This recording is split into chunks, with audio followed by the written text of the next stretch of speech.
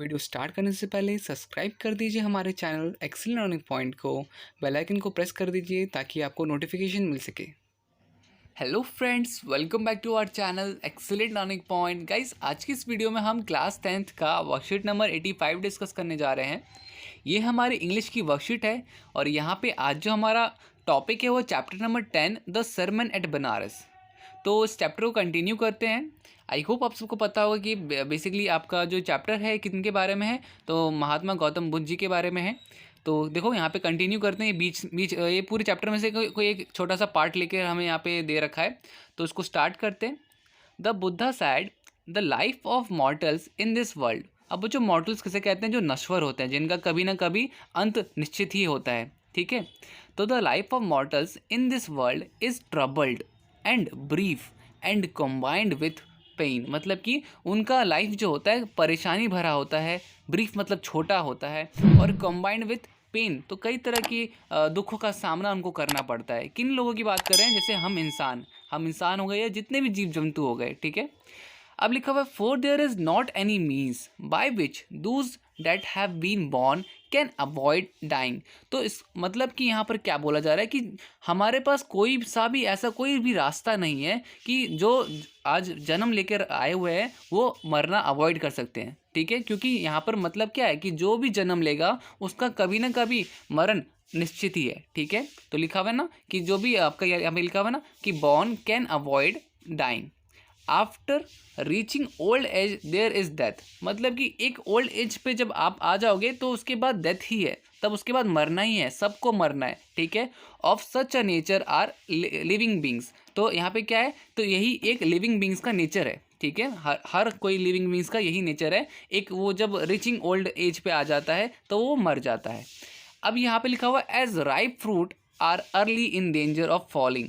तो जो पके हुए या फिर सड़ जाते हैं, जब जैसे कोई आपका फल है, ठीक है, अब सेब का पेड़ है, अब जब वो एकदम पक जाएगा, ठीक है, अपनी एकदम ओल्ड एज पे आ जाएगा वो फ्रूट की तो एज काफ़ी कम होती है ना, वो तो 5 साल 6 साल के लिए तो नहीं रहता। तो वो जब अपनी राइप एज पे आ जाता है तो वो अपने आप ही फल क्या हो जाता है, पेड़ से टूट के गिर जाता है। सेम चीज़ बच्चों इंसानों में भी होता है कि जब हम अपने ओल्ड एज में आ जाते हैं तो हमारा भी डेथ हो जाती है। ठीक है, तो as ripe fruit are early in danger of falling. तो राइप फ्रूट क्या हो जाते हैं, अर्ली डेंजर होते हैं, मतलब कि वो सबसे पहले वो गिरेंगे, बाकी कच्चे फल नहीं गिरते।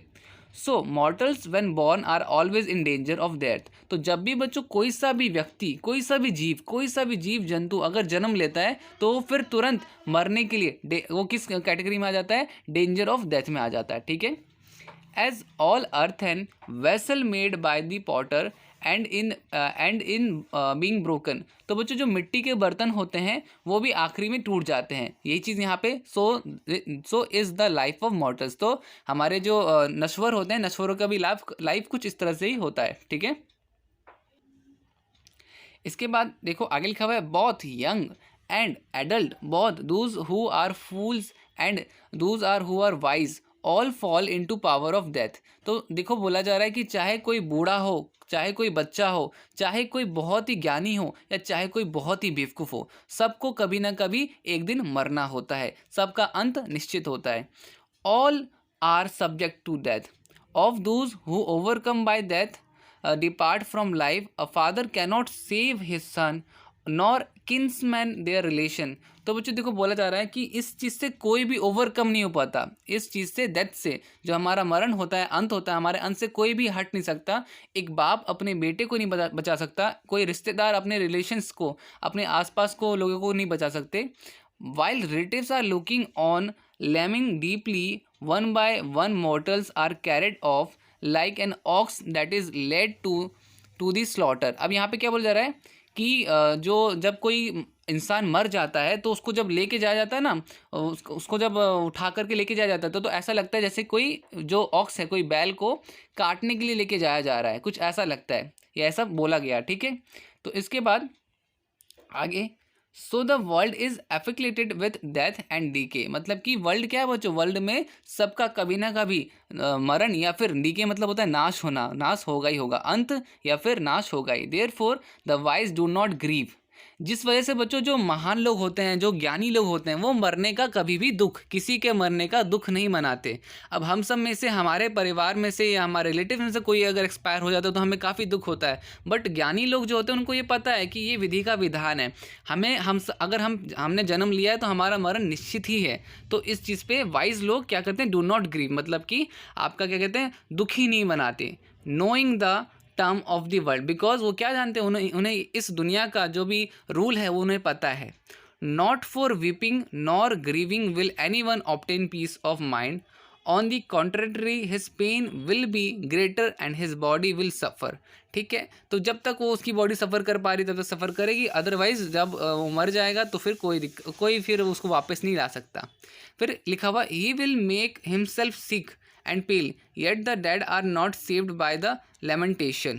He who seek peace should draw out the arrow of lamentation, complaints and grief. तो देखो बच्चों, हमें क्या करना है, हमें दुखी नहीं बनाना, ठीक है, हमें निराश नहीं होना है, हमें इस चीज़ का कंप्लेंट नहीं करना है, ठीक है, और हमें क्या कहते हैं, दुखी नहीं बनाना। कंप्लेंट और ग्रीफ दोनों का मतलब सेम ही होता है, तो हमें इन सब चीज़ों का दुखी नहीं बनाना है। He who has drawn out the arrow and has become composed will obtain peace of mind. He who has overcome all the sorrow will become free from sorrow and he blessed. तो जो इन बातों को समझ जाएगा, ठीक है, यहाँ पे एक वर्ड बोला जा रहा है एरो को, तो कौन से एरो को, तो लेमेंटेशन, कंप्लेंट एंड ग्रीफ, इन तीन बातों को जो छोड़ देगा, फेंक देगा, ठीक है, इन सब बातों में कंप्लेन नहीं करेगा, तो वो उसकी ज़िंदगी और भी अच्छी हो जाएगी। ठीक है, तो become compose will obtain peace of mind. अब यहाँ पे हमारा ये पूरा का पूरा पैराग्राफ ख़त्म हो जाता है। अब ये एक्सट्रैक्ट जो हमने ख़त्म किया है, इसके बेसिस पे हमसे कुछ क्वेश्चन पूछे जा रहे हैं। सबसे पहला क्वेश्चन है, Buddha has compared the life of mortals to.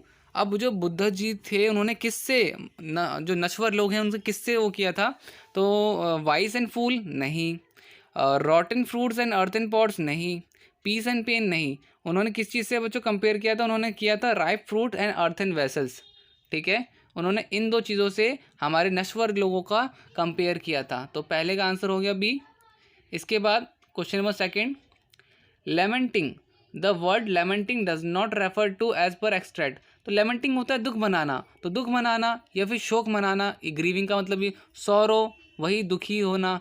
मॉरिंग मतलब कि मॉरिंग मतलब भी बच्चों शोक मनाना ही होता है। बट इन तीनों को छोड़ के ये जो आपका तीसरा है, जो ये तीसरा है बच्चों, ये क्या नाम है, चीयरिंग। चीयरिंग बच्चों होता है उत्साह मनाना। तो यहाँ पे हमारा डी ऑप्शन करेक्ट ऑप्शन होगा, बिकॉज चीयरिंग इन तीनों ही वर्ड से बिल्कुल ही अलग है, सौरो, बी और मॉर्निंग। तो हमारा यहाँ पे आंसर क्या हो जाएगा, हमारा यहाँ पे आंसर चीयरिंग आ जाएगा, क्योंकि ये लेमेंटिंग से मिलता जुलता वर्ड नहीं है। क्वेश्चन में सेकंड का आंसर हो गया। इसके बाद, according to the chapter the message given about death is, it is inevitable. ठीक है, ये तो सही बात है। It is an inscrutable kind of suffering that spare none. तो मतलब देखो यहीं पे है ना कि कोई भी इस चीज़ से बच नहीं सकता, कोई भी इस चीज़ से सफ़र नहीं कर सकता, और सबकी डेथ जो है निश्चित ही होती है। तो यहाँ पर हमारा क्या होगा, तो यहाँ पे हमारा डी ऑप्शन करेक्ट ऑप्शन होगा, ऑल द एबव। ठीक है, क्वेश्चन नंबर थर्ड का आंसर हो जाएगा। इसके बाद क्वेश्चन नंबर फोर्थ और क्वेश्चन नंबर फिफ्थ आपका देखो, एक है 30 से 40 और एक है 100 से 120 वर्ड में, तो उसका भी हम आंसर देख लेते हैं।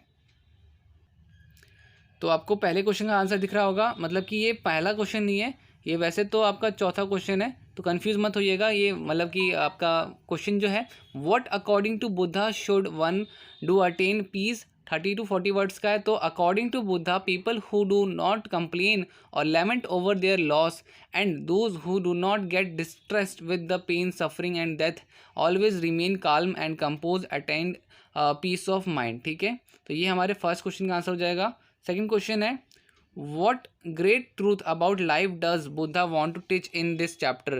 तो यहाँ पे कौन सी चीज़ों के बारे में बताना चाह रहे थे, तो यहाँ पे आंसर होगा कि personal losses are a part and parcel of life, instead of wailing on them we should move on the life on in life. Death and suffering are of the part of the parcel of life. None can avoid this truth. This message about life has been given in this chapter.